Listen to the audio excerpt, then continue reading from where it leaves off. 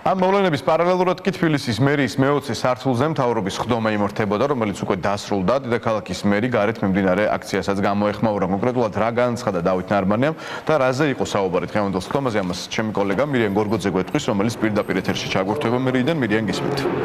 პირველ რიგში უნდა აღინიშნოს, რომ დედაქალაქის მერიაში, ასევე მის მიმდებარე ტერიტორიაზე ამ დროისთვის სიტუაცია აბსოლუტურად კონტროლს ექვემდებარება და ნორმალური სიტუაცია ნაციონალური მოძრაობის წევრებმა და აგრეთვე საპროტესტო აქციის სხვა მონაწილეებმა იმ მომენტში, როდესაც თბილისის მერიაში მთავრობის ხდომა იმართებოდა, ეს ტერიტორია უკვე დატოვეს. საპასუხო განცხადება, როგორც აღნიშნეთ, დედაქალაქის მერმა დავით ნარმანიამს ხდომის დასრულების შემდეგ გააკეთა და მან ნაციონალური მოძრაობის წევრები, დღევანდელი საპროტესტო აქციის ორგანიზატორები შოუს გამართვაში დაადანაშაულა. მისი განცხადებით, ნარმანიას განცხადებით, საკრებულოს წევრს ფულებრივია აქვს სრული უფლება, რომ დაესწროს მერიაში მიმდინარე მთავრობის ხდომას, თუმცა ამისათვის საჭიროა გარკვეული წესებისა და პროცედურების დაცვა.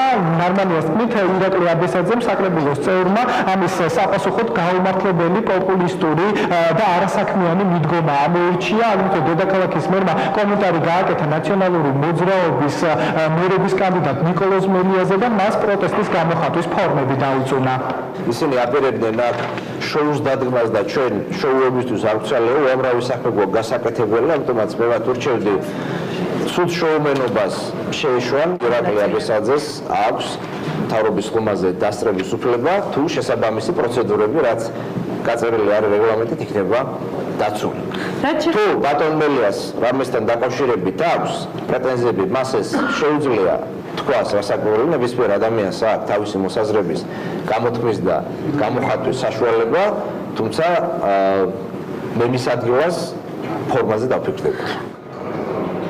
ჩეხება თავად მიმდინარე მთავრობის ხდომას, რომელიც ამ დროისთვის უკვე დასრულებულია. ტრადიციულად დედაქალაქის მერმა ხდომის დაწყების წინ გააკეთა განცხადება და მან ისაუბრა ოქტომბერში გასამართ თბილისობის დღესასწაულთან დაკავშირებით. დავით ნარმანიას განცხადებით, თბილისობის დღესასწაული გაიმართება 25-26 ოქტომბერს და ის იქნება სახალხო დღესასწაული დაკურთხული უამრავი ღონისძიებით და ყველა ასაკის ადამიანის სურვილები იქნება გათვალისწინებული და ასევე მისი თქმით დღევანდელ და წლევანდელ ღონისძიებაში პირველად იქნება ნომინაცია სახელწოდებით თბილისზე მზრუნველი, სადაც დაჯილდოვდებიან სპეციალური ჯილდოებით ის ადამიანები, რომლებთაც თბილისის განვითარებაზე და განსაკუთრებული წვლილი აქვს ჩეტანილი.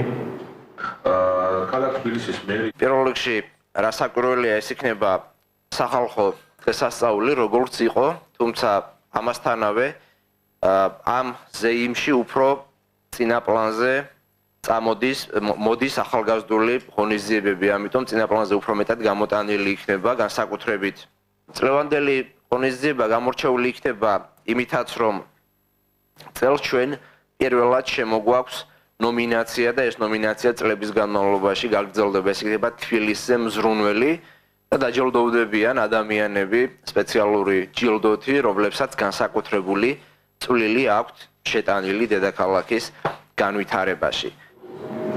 დღევანდელ მთავრობის ხდომაზე თბილისის მერმა ასევე დავალებები მის არქიტექტურისა და კეთილმოწყობის სამსახურის უფროსებს კრწანისის შინდისის გზის მშენებლობასთან დაკავშირებით, როგორც დავით ნარმანიამ განაცხადა, წინა მთავრობისგან განსხვავებით, რომელთაც ეს ასე ვთქვათ პროექტი მხოლოდ რუკაზე ჰქონდათ მონიშნული, ახალგაზრდა მთავრობა რეალურად ახორციელებს ამ პროექტს და შესაბამისად გზის მშენებლობის დასრულების შემდეგ, როგორც ნარმანიამ განაცხადა, თბილისის გზები საცობლებისგან მნიშვნელოვნად განთავისუფლდება.